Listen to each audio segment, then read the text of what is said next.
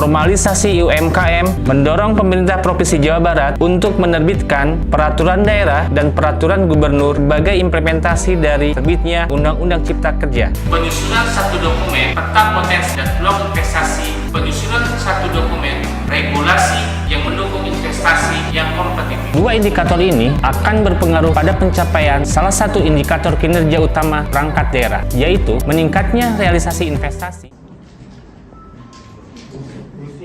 Rusian.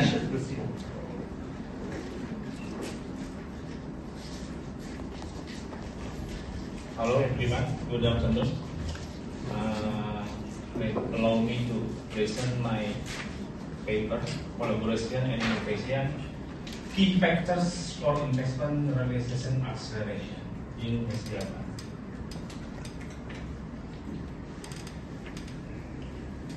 This is West Java, the island of West Java. West Java is most populated province in Indonesia. We have almost 50 people in total. It is similar to the total of Korean population. In West Java, we have 36 industrial estate.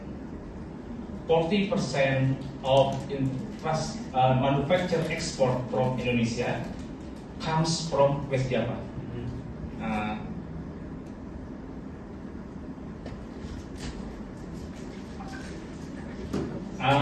This is our governor. West Java in the last 6 years is the top destination for foreign investment. We always on the top compared to others province in West Java. Compared to other countries, that you can attract more foreign investor to your province. Yes. Yeah. Thank you. Thank you. The condition when we want our regional to be number one investment, first infrastructure. The infrastructure in West Java is almost connected inter-region, and West Java near to the capital city of Indonesia, Jakarta. In West Java we have toll road, in Korea maybe highway. We have at least 2 seaport. Yeah. We also have an airport. So when investors come to our region, the electricity, the water, they all exist in West Java.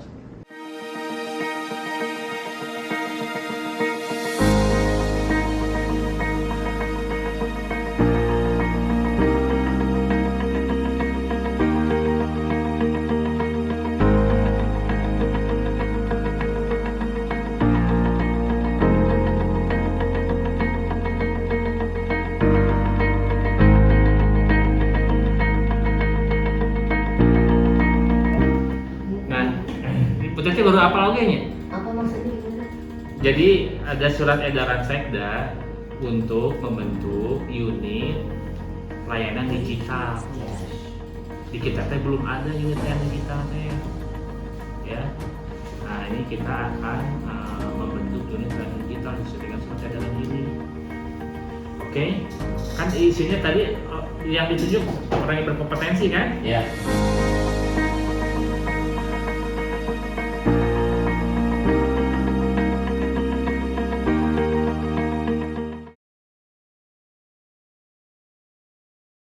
Assalamualaikum warahmatullahi wabarakatuh. Sampurasun.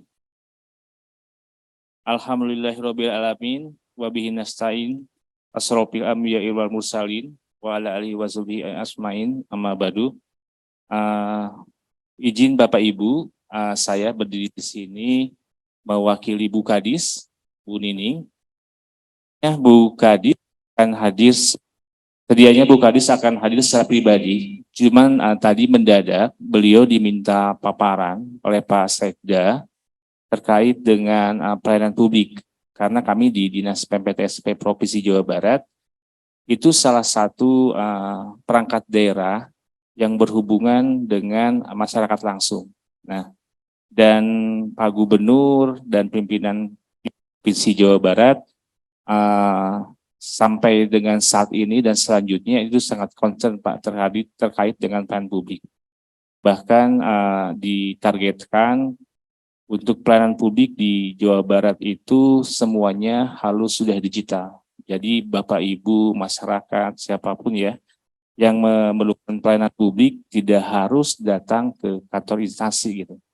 Jadi mereka bisa mendapatkan pelayanan secara digital. Nah itu beberapa hal yang sering Pak Gubernur sampaikan. Karena Pak Gubernur sering sampaikan bahwa salah satu ciri negara maju ya itu pelayanannya sudah bisa secara digital. Jadi kalau kita masih harus mengharuskan masyarakat datang ke tempat, ke kantor gitu ya, itu bukan ciri negara maju. Bapak Ibu, saya akan bacakan sambutan dari Kepala Dinas. Nasi kuning itu singkatan dari Bina Investasi Pelaku Usaha Dalam Negeri dan Asing yang ke-6. Alhamdulillah Pak Diding dan kawan-kawan secara kontinu itu tiap bulan menyelenggarakan acara seperti ini. Dan temanya berbeda-beda. Sekarang lingkungan, yang sebelumnya terkait dengan tenaga kerja gitu ya. Sebelumnya juga berbeda Pak. Jadi tergantung isu-isu yang menurut Pak Diding dan kawan-kawan perlu disampaikan kepada para pelaku usaha.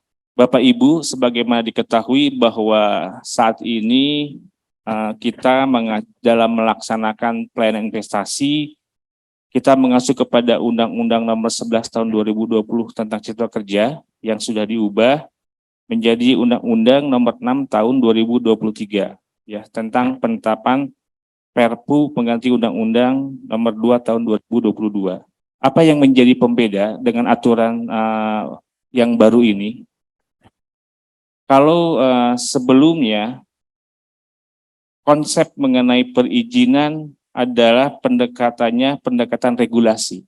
Nah sekarang dalam pemberian perizinan termasuk investasi, pendekatannya adalah berbasis risiko.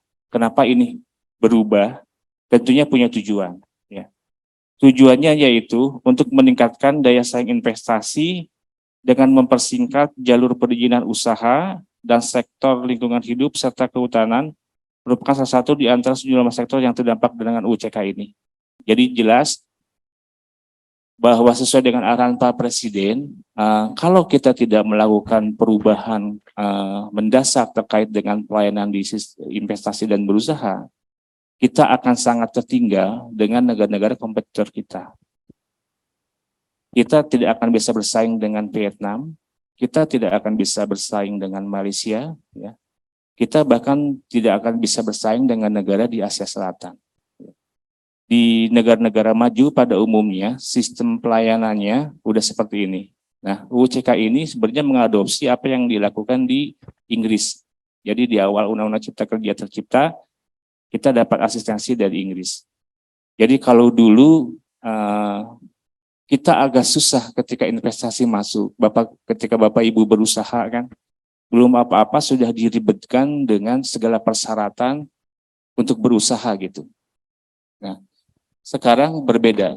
Jadi di awal perizinan itu dipermudah, nanti begitu berjalan, baru segala aturan regulasi kewajiban ditegakkan gitu. Jadi istilahnya kalau Pak Gubernur atau Bukadis sampaikan, kalau orang mau masuk itu pertama permudah, gitu. Ya, jangan dibuat barrier-barrier yang membuat orang akhirnya enggan untuk masuk.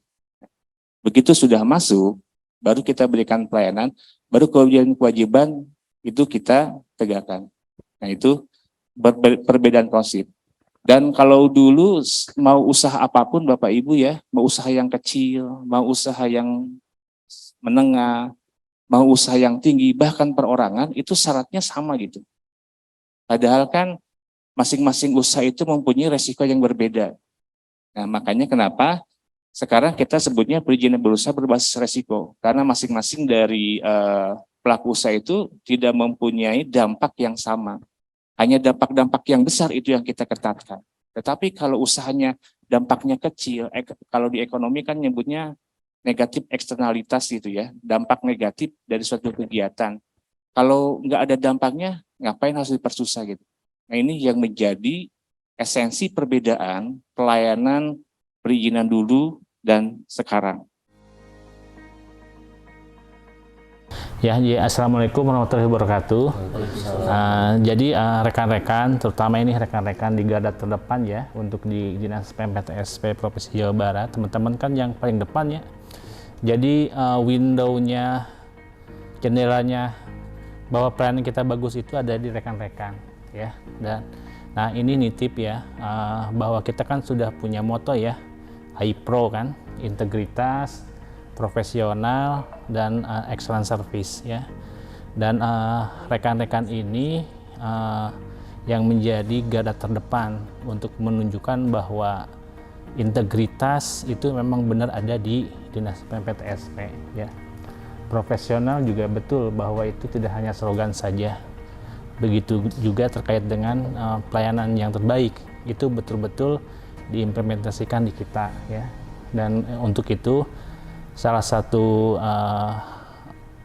stage paling awal ya kita harus menunjukkan integritas. Ya, integritas itu artinya dalam hal bahwa kita benar-benar bekerja itu ya sesuai dengan aturan gitu ya, bahwa kita bisa dipercaya. Jadi mohon kepada rekan-rekan ya, khususnya terkait dengan gratifikasi, korupsi, ketika ada pemohon yang mau memberikan sesuatu itu bisa ditolak ya, karena kalau integritas kita hilang, kepercayaan masyarakat kita hilang, akan susah untuk meyakinkan mereka untuk berinvestasi di Jawa Barat ya. Sepakat untuk itu ya? Pak. Bisa kan melakukan itu? Bisa. Ya. Jadi bukannya Dinas PMPTSP ada di teman-teman semua ya. Semangat kan? Semangat Pak.